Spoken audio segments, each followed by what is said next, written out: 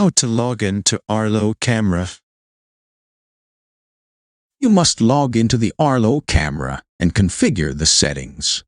To log into the camera, you must have the Arlo app, an Arlo account, an active internet connection, your smartphone or PC.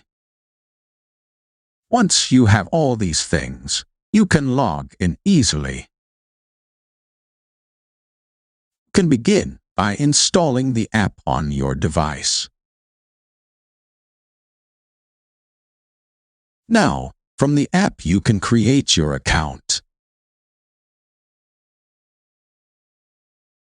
Just enter the prompted information to form an account. If you already have an account, you can log into it. Enter the correct login details and click Login. Finally, you will be logged into the camera.